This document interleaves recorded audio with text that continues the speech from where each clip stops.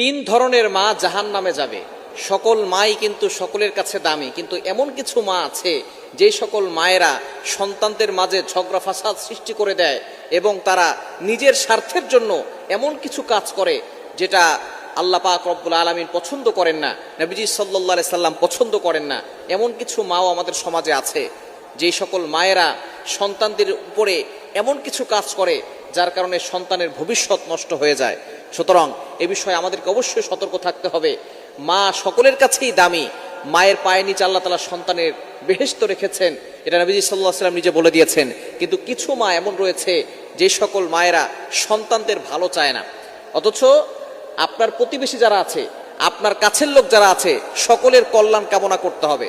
তবে তিন ধরনের মা, এক নাম্বার হচ্ছে যেই সকল মায়েরা নিজের স্বার্থের জন্য ছেলে অথবা মেয়ের সংসার নষ্ট করে দেয়।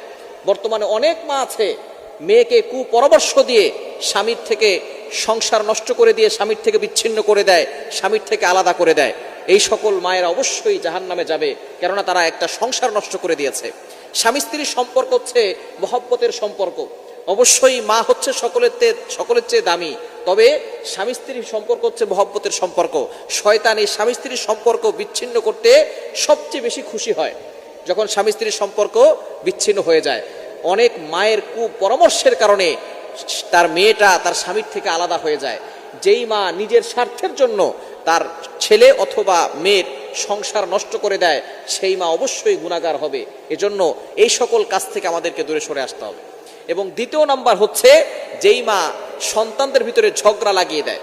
বর্তমান সমাজে কিছু মা আছে, তারা ভাইয়ের কথা বোনের কাছে বলে, বোনের কথা ভাইয়ের কাছে বলে, এরপরে ভাই বোনের ভিতরে তুমুল ঝগড়া লাগিয়ে দেয়। অথচ নবীজি সাল্লাল্লাহু আলাইহি সাল্লাম জানিয়ে দিয়েছেন, সিলমান কতাক, তোমার সাথে সম্পর্ক ছিন্ন করেছে, সম্পর্ক জড়িয়ে দাও।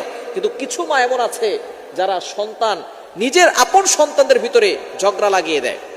ভাইয়ের কথা বোনের কাছে বলে, নিজের সন্তানের কথা, নিজের ছেলের কথা তার মেয়ের কাছে বলে, মেয়ের কথা তার ছেলের কাছে বলে, যার কারণে ভাই বোন বছরের পর বছর চলে যায়, তারা কথা বলে না।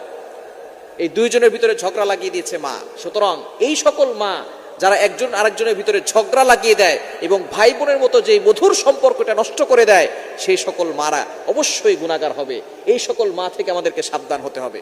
ভাই বোনের ভিতরে ঝগড়া লাগলে মায়ের কাজ হচ্ছে সে মিলিয়ে দিবে, কিন্তু যেই সকল মায়েরা আরো ঝগড়া লাগিয়ে দেয়, ঝগড়া আরো বড় করে দেয়, বছরের পর বছর চলে যায়, ভাই তার বোনকে একটা ফোন দেয় না, বোন তার ভাইয়ের খোঁজ খবর নেয় না।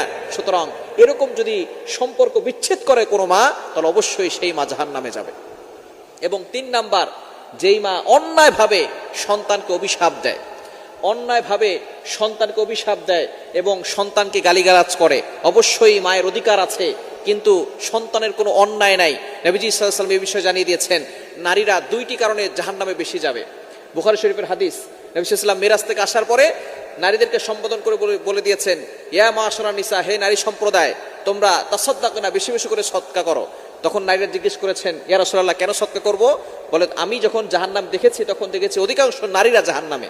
তখন নারীরা জিজ্ঞেস করেছেন, কেন ইয়া রাসূলুল্লাহ? তখন তারা বলেছে, এক নাম্বার, তারা বেশি বেশি করে অভিশাপ দেয়। যে সকল নারীরা বেশি বেশি করে অভিশাপ দেয় তারা জাহান্নামে যাবে। নবী সাল্লাল্লাহু আলাইহি ওয়াসাল্লামের হাদিস, বুখারী শরীফের হাদিস। এবং দ্বিতীয় নাম্বার হচ্ছে স্বামীর অকৃতজ্ঞ স্ত্রী যারা আছে, স্বামী এত কিছু দেওয়ার পরেও বলে, তুমি আমাকে কি দিয়েছো, এই সকল নারীরা জাহান্নামে যাবে। সুতরাং এই তিনটি জিনিস যে সকল মায়েরা করবেন, অবশ্যই সাবধান। আপনার সন্তানের সংসার নষ্ট করবেন না, আপনার নিজের স্বার্থের জন্য তাদের সংসার নষ্ট করবেন না, তাদের জন্য দোয়া করবেন। এবং সন্তান যদি খারাপও হয়, তাদের জন্য কখনো বদদোয়া দিবেন না, তাদের জন্য দোয়া করবেন, কেননা মায়ের বদদোয়াও কবুল হয়ে যায়। এখন আমরা শুধু মা বাবার অশ্বনী, মা বাবার সাথে ভালো ব্যবহার করতে হবে। মা বাবারও কিছু হক রয়েছে, কিছু অধিকার রয়েছে, সন্তানের কিছু অধিকার রয়েছে, সেগুলো মা বাবার দায়িত্ব পালন করতে হবে। সন্তান জন্ম নিয়েছে, জন্ম নেওয়ার পরে অবশ্যই তাকে আকিকা দিতে হবে। অনেক মা বাবার অ্যাবিলিটি আছে কিন্তু আকিকা দেয় না। এরপরে সুন্দর নাম রাখতে হবে, ইসলামিক নাম রাখে না, ধর্মীয় শিক্ষা দেয় না, কোরআনের শিক্ষা দেয় না। মায়েরা তাকে অশ্লীল গান বাজনা শিক্ষা দেয়, তাকে বিভিন্ন ধরনের রিলস ভিডিও দেখিয়ে দেখিয়ে খাবার খাওয়ায়। এবার আপনি চিন্তা করে দেখেন এটা কেমন মা? যেই মা সন্তানের ভবিষ্যৎ নষ্ট করতেছে, যেই মা সন্তানকে ধর্মীয় শিক্ষা দেয় না, কোরআনের শিক্ষা দেয় না, সূরা ফাতিহা শিক্ষা দেয় না, রিলস ভিডিও দেখিয়ে দেখিয়ে তাকে খাবার খাওয়ায়, ওই মা সন্তানের ভবিষ্যৎ কিভাবে নষ্ট করতেছে।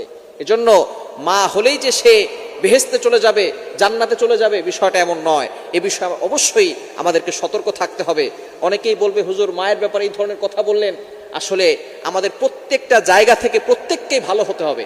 যদি আমরা প্রত্যেকটা সেক্টরে, বাবার সেক্টর থেকে বাবা ভালো হয়, মায়ের সেক্টর থেকে মা ভালো হয়, বোন যেখানে আছে বোনের জায়গা থেকে ভালো হবে, ভাই ভাইয়ের জায়গা থেকে ভালো হবে, সন্তান তার জায়গা থেকে ভালো হবে, তাহলেই আমরা জান্নাতে যেতে পারবো এবং একসাথে পরিবার সহ জান্নাতে থাকতে পারবো ইনশাআল্লাহ।